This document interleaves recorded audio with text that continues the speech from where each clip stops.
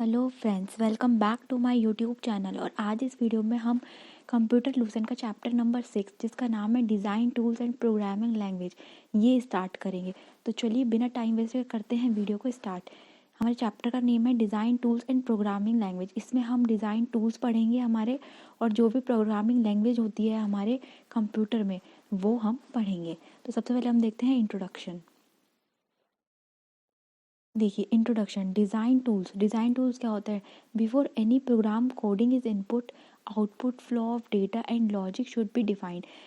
पहले कोई भी प्रोग्राम के लिखने से पहले या कोडिंग करने से पहले, कोई भी प्रोग्राम की कोडिंग करने से पहले हमको उसका इनपुट, कि हमको इनपुट क्या देना पड़ेगा, आउटपुट क्या आएगा, फ्लो ऑफ डेटा, डेटा कैसे फ्लो होएगा, और जो भी लॉजिक्स है वो सब हमको डिफाइन करने होते हैं। ठीक है।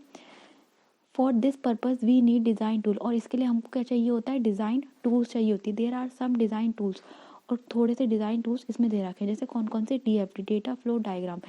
Data flow diagram are the most commonly use as a pictorial way of showing in the flow of data through a system और अ सब सिस्टम।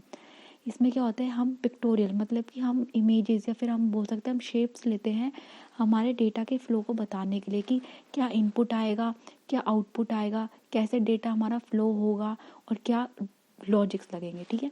उसका पूरा पिक्टोरियल रिप्रेजेंटेशन करते हैं हम किसमें? DFD में। It is easier to understand and grasps. ये इजी होता है अंडरस्टैंड करने में और ग्रैप करने में। ठीक है, कि क्या इनपुट है हमारा एग्जैक्टली, क्या आउटपुट है हमारा एग्जैक्टली। ठीक है। For diagrammatic representation is also uses symbol and notation. और इसके लिए हम क्या यूज़ करते हैं? हम सिम्बल्स और नोटेशंस बहुत सारे यूज़ करते हैं। अब हम देखते हैं एक एक करके हमारे सारे सिम्बल्स और नोटेशन किसके? DFD के लिए। देखिए ये हमारा क्या है? DFD। ठीक है, डेटा फ्लो। अब जब डेटा फ्लो होता है तो हम उसके लिए क्या यूज़ करते हैं? एरो। ठीक है। प्रोसेस, कोई भी प्रोसेस हमें बताना होता है तो उसके लिए हम क्या करते हैं? रेक्टेंगल। और अगर बस इसमें चेंज भी केवल एक इसमें ही है, डिसीजंस लेने के लिए हम क्या यूज़ करते हैं? हमारा डायमंड शेप। ठीक है। कनेक्टर के लिए मतलब कि जैसे आपका पूरा एक में आ गया, एक पेज में आपका पूरा DFD आ गया, उसके बाद आपको नेक्स्ट पेज पे भी जाना है तो आप यहाँ पे लगा दोगे एक कनेक्टर और यहाँ पे एक कनेक्टर लगा दोगे। ठीक है। कनेक्टर हो गया इनपुट आउटपुट के लिए। ठीक है। हम ये वाली शेप का यूज़ करते हैं। देन डेटा स्टोर के लिए हम ये यूज़ करते हैं। ठीक है। तो ये क्या हो गया? हमारे सारे पिक्टोरियल रिप्रेजेंटेशन। नेक्स्ट हम देखते हैं अब डेटा फ्लो कैसे होता है। देखिए अब एक एक हम पढ़ते हैं इनके बारे में। देखिए डेटा फ्लो किससे रिप्रेजेंट होता है? लाइन एरो से। ठीक है। It shows the direction of flow of data. ये क्या शो करता है कि किस डायरेक्शन में हमारा डेटा फ्लो हो रहा है। प्रोसेस में क्या होता है? It change incoming data flow to outgoing data flow. ये क्या चेंज करता है? इनकमिंग, कैसे आया और कैसे गया डेटा। ठीक है। डिसीजन क्या होता है? It shows the logical process. ये क्या शो करता है? लॉजिकल प्रोसेस शो करता है विच हैज़ रिजल्टेड येस या नो। मतलब कि इफ़ में कंडीशन लगती है कि या तो इफ़ दिस इज़ राइट और दिस इज़ राइट। ठीक है। यस या नो में हम कंडीशन पूछते हैं। कनेक्टर क्या होता है? It connects the flow charts of more than one page. अगर एक से ज़्यादा पेज पे आपका फ्लो चार्ट बन रहा है तो ये कनेक्टर यूज़ आता है उनको कनेक्ट करने के लिए। इनपुट आउटपुट में क्या होता है? It shows input output in the program. जो प्रोग्राम में इनपुट है या आउटपुट है वो शो करने का काम आता है। Data store, it show storage of data. ये क्या शो करता है? कि हमारा जो डेटा है वो कैसे स्टोर हुआ है। एल्गोरिथम क्या होती है? देखिए अब ये इंपॉर्टेंट है, एल्गोरिथम एंड सूडो कोड। इसमें हम पढ़ेंगे एल्गोरिथम, नेक्स्ट पेज में आपको पढ़ाऊंगी सूडो कोड। देखो एल्गोरिथम क्या होती है? To make a computer do something. Computer को कुछ करवाने के लिए we need to write a computer program. हमें क्या लिखना पड़ता है? कंप्यूटर का पूरा प्रोग्राम लिखना पड़ता है। कोई भी चीज़ मतलब कैलकुलेट करने के लिए, या फिर कोई भी पिक्चर ड्रॉ करने के लिए, पेंट वगैरह जो ये हमारे होते हैं इन सब के लिए हमें एक प्रोग्राम बनाना पड़ता है।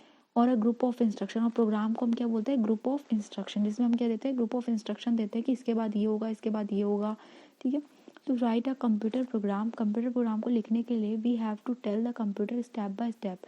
हमें कंप्यूटर को बताना पड़ता है कि इस स्टेप के बाद आपको कौन सा स्टेप करना है, exactly what we want to do, कि हम क्या करना चाहते हैं। The computer then execute the program. Computer के बाद एग्जीक्यूट करता है हमें प्रोग्राम को, following each step to find the end goal. हर एक स्टेप को फॉलो करते हुए ताकि उसको एंड गोल मिल जाए। When we are telling the computer what to do, जब हम बताते हैं कंप्यूटर को हमें क्या करना है, we also get to choose how it is going to do. हमको ये भी बताना पड़ता है कि कैसे कैसे हमें ये करना है। That's the point.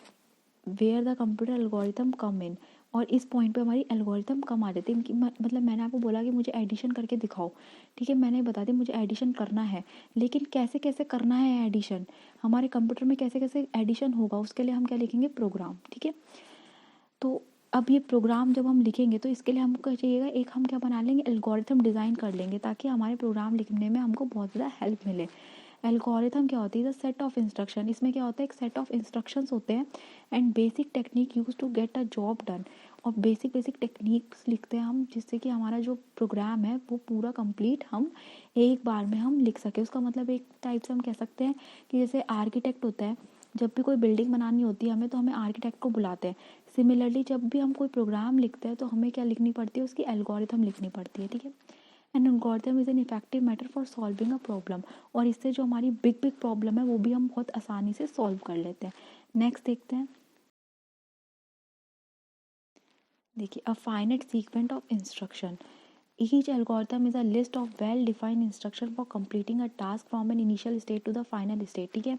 इसमें एक पूरा लिस्ट होता है, वेल डिफाइंड टास्क होते हैं, इंस्ट्रक्शंस होते हैं, कहाँ से, स्टार्टिंग से लेके एंड तक।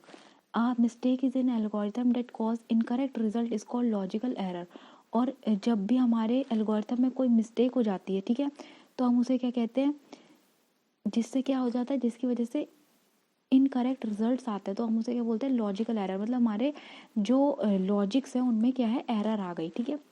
जब भी हमारे कोई एल्गोरिथम फेल हो जाती है इनकरेक्ट एल्गोरिथम लिखने की वजह से, ठीक है, हम क्या बोलते हैं, लॉजिकल एरर हमारे में आ गई। अब फ्लो चार्ट क्या होता है, देखिए, pictorial representation of a program और algorithm is known as flow chart. ये भी एक टाइप से जो एल्गोरिथम हम लिखते हैं, हम स्टेप ऑफ इंस्ट्रक्शंस लिखते हैं, वो तो हम क्या लिखते हैं, हमारी ओन लैंग्वेज में लिखते हैं ताकि हम अंडरस्टैंड कर सके।